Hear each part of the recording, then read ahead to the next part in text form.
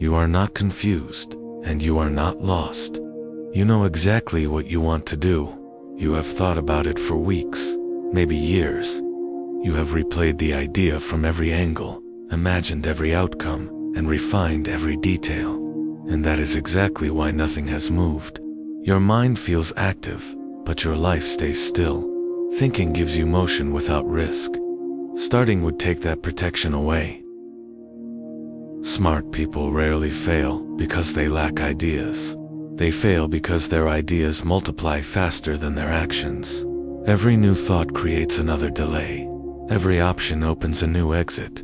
You tell yourself you are being careful, strategic, responsible, but what you are really doing is staying unexposed. As long as everything remains theoretical, nothing can judge you. Action removes that shield instantly. Planning feels like control. It allows you to feel serious without being vulnerable, prepared without being seen.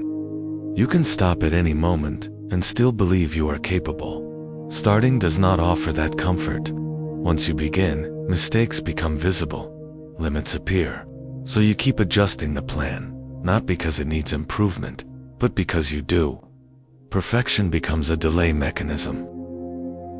You don't wait because the timing is wrong. You wait because starting changes who you are. Once you act, you are no longer potential. You become measurable and real. Real things can fail. Potential cannot. Potential feels clean, unlimited, untouched by outcomes. So you protect it, not by moving forward, but by standing still, and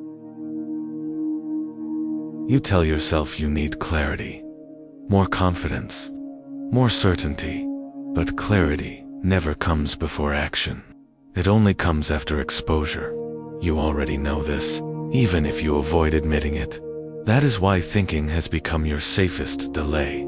It keeps you busy enough to feel responsible, while keeping you distant enough to avoid commitment. It feels productive, but it changes nothing. This is not laziness. Lazy people rest. They disconnect. You do the opposite.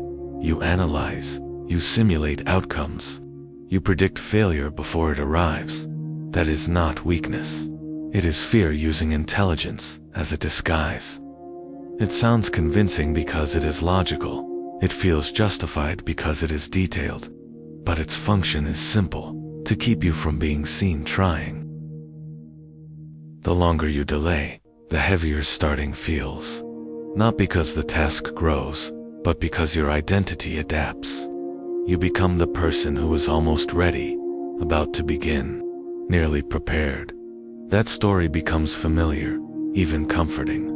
Letting it go would mean facing yourself without excuses.